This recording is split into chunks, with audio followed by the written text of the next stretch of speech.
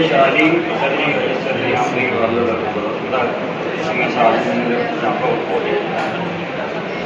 جی سارے سامعین السلام علیکم. حضور میں کشتہ بیان کیا گزرا شاہ کشتہ خدار مگنیشیم والا جناب علی 5 منٹ صرف لے ہیں، میں نے زیادہ آپ سے ٹائم نہیں لینا.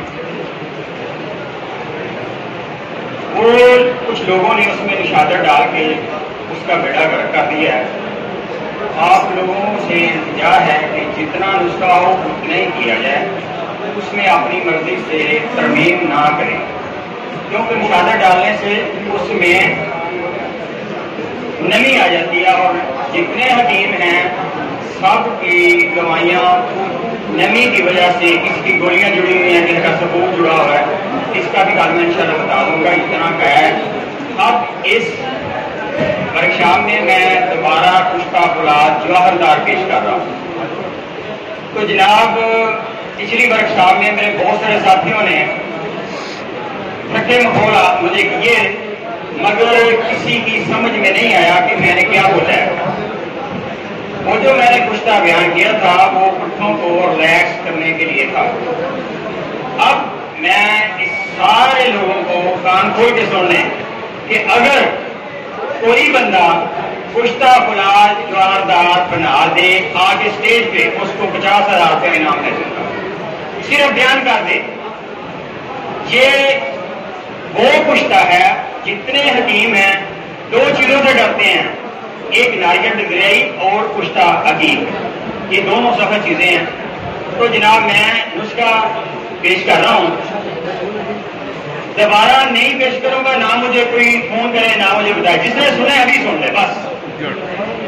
نسخہ یہ ہے کہ آپ نے 1 پاؤ رکسی سے لینا ہے، اس کو گون لینا ہے. گوننے کے بعد وہ بچہ 5 کلو لے جائے گا. یہ یاد رکھ لیں، 1 پاؤ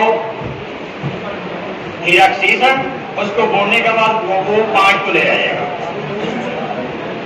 اب اس میں ڈبل پڑ گئی، 10 کلو پڑ گئی، پیس کے اس کو دوبارہ ڈل کرنا، یہ پھر بھی 5 کلو رہ جائے گا.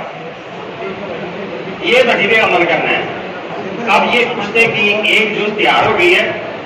دوسری جز ہے کشتہ عقیق، وہ بابا نعیم حیدرآباد بنا رہے ہیں. جس نے دیکھنا ہے وہ جا کے دیکھ لے.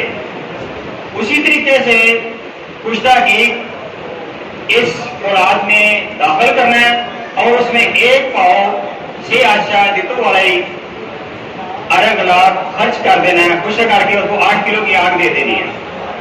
اور اس کے بعد نکال کے، خاص بات یہ ہے ابھی ذرا سن لیں کہ اس کے بعد اس کو نکال کے 1 پاؤ صرف سنا مکی، اس کو 1 کلو پانی میں بھگو دینا ہے.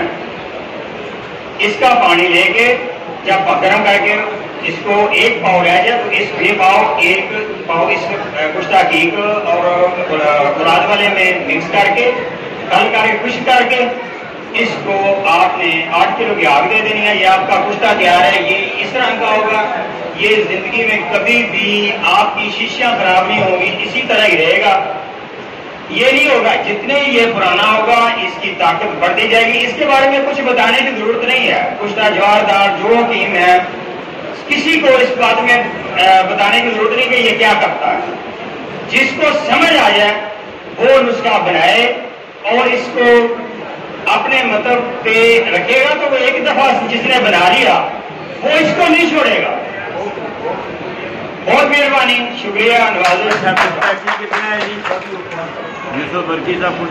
عقیق کا وزن نہیں ملا جی حضور بات یہ ہے کہ میں نے کہا ہے کہ بھئی سارا نسخہ بیان کرنے کی ضرورت نہیں ہے، کیونکہ بابا نعیم تو سارا نسخہ بیان کر گئے ہیں اور وہ بنا بھی رہے ہیں. جس کو سمجھ نہیں آ رہی ابھی جا کے اس کو دیکھ لیں.